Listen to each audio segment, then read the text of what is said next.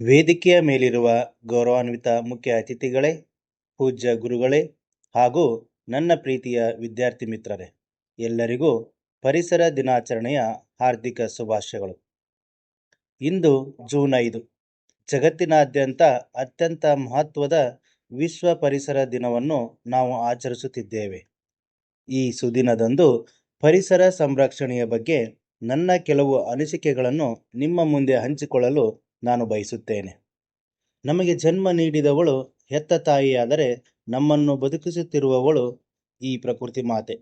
ನಾವು ಉಸಿರಾಡುವ ಗಾಳಿ, ಕುಡಿಯುವ ನೀರು, ತಿನ್ನುವ ಆಹಾರ ಮತ್ತು ವಾಸಿಸುವ ಭೂಮಿ ಎಲ್ಲವನ್ನು ಈ ಪರಿಸರವೇ ನಮಗೆ ಉಚಿತವಾಗಿ ನೀಡಿದೆ.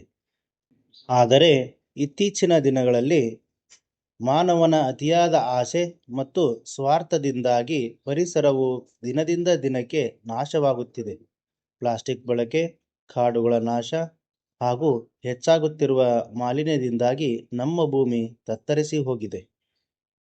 ಗೆಳೆಯರೇ, ಪರಿಸರ ದಿನಾಚರಣೆ ಎಂದರೆ ಕೇವಲ ಜೂನ್ 5ರಂದು ಒಂದು ಗಿಡ ನೆಟ್ಟು ಫೋಟೋ ತೆಗೆಸಿಕೊಂಡು ಮರೆಯುವುದಲ್ಲ. ಬದಲಿಗೆ ಪ್ರತಿಯೊಬ್ಬ ವಿದ್ಯಾರ್ಥಿಯು ದಿನನಿತ್ಯದ ಜೀವನದಲ್ಲಿ ಪರಿಸರವನ್ನು ರಕ್ಷಿಸುವ ಸಂಕಲ್ಪ ಮಾಡಬೇಕಾಗಿದೆ. ವಿದ್ಯಾರ್ಥಿಗಳಾದ ನಾವು ಪರಿಸರಕ್ಕಾಗಿ ಏನು ಮಾಡಬಹುದು? ಪ್ಲಾಸ್ಟಿಕ್ ಬಳಕೆಯನ್ನು ಕಡಿಮೆ ಮಾಡೋಣ. ನಮ್ಮ ಶಾಲೆ ಮತ್ತು ಮನೆಗಳಲ್ಲಿ ಏಕ ಬಳಕೆಯ ಪ್ಲಾಸ್ಟಿಕ್ ವಸ್ತುಗಳನ್ನು ಬಳಸುವುದನ್ನು ನಿಲ್ಲಿಸೋಣ. ಗಿಡಗಳನ್ನು ಬೆಳೆಸೋಣ. ನಮ್ಮ ಹುಟ್ಟುಹಬ್ಬದಂದು ಕನಿಷ್ಠ ಒಂದು ಗಿಡವನ್ನು ನೆಟ್ಟು ಅದು ಮರವಾಗುವವರೆಗೂ ಪೋಷಿಸುವ ಜವಾಬ್ದಾರಿ ತೆಗೆದುಕೊಳ್ಳೋಣ. ಸಂಪನ್ಮೂಲಗಳ ಉಳಿತಾಯ. ನೀರು ಮತ್ತು ವಿದ್ಯುತ್ತನ್ನು ಅನಗತ್ಯವಾಗಿ ಪೋಲು ಮಾಡದೆ ಜಾಗರೂಕತೆಯಿಂದ ಬಳಸೋಣ. ಸ್ವಚ್ಛತೆಗೆ ಆದ್ಯತೆ. ನಮ್ಮ ತರಗತಿ, ಶಾಲೆ ಹಾಗೂ ಮನೆಯ ಸುತ್ತಮುತ್ತಲಿನ ಪರಿಸರವನ್ನು ಸದಾ ಸ್ವಚ್ಛವಾಗಿಟ್ಟುಕೊಳ್ಳೋಣ. ಗಿಡ ಬೆಳೆಸಿ, ಜೀವ ಉಳಿಸಿ ಎಂಬ ಮಾತು ಕೇವಲ ಘೋಷಣೆಯಾಗಬಾರದು, ನಮ್ಮ ಜೀವನದ ಉಸಿರಾಗಬೇಕು. ನಾವು ಪ್ರಕೃತಿಯನ್ನು ರಕ್ಷಿಸಿದರೆ ಪ್ರಕೃತಿ ನಮ್ಮನ್ನು ರಕ್ಷಿಸುತ್ತದೆ.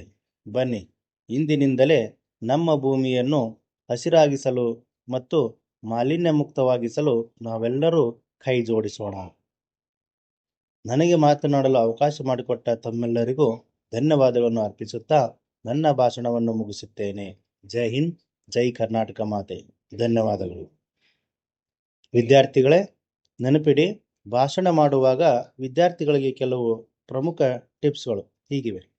ಭಾಷಣವನ್ನು ಆರಂಭಿಸುವಾಗ ವೇದಿಕೆಯ ಮೇಲಿರುವ ಗಣ್ಯರನ್ನು ಆಯಾ ಹುದ್ದೆಗೆ ತಕ್ಕಂತೆ, ಉದಾಹರಣೆಗೆ ಮುಖ್ಯೋಪಾಧ್ಯಾಯರು, ಅತಿಥಿಗಳು, ಗೌರವದಿಂದ ಸಂಬೋಧಿಸಿ.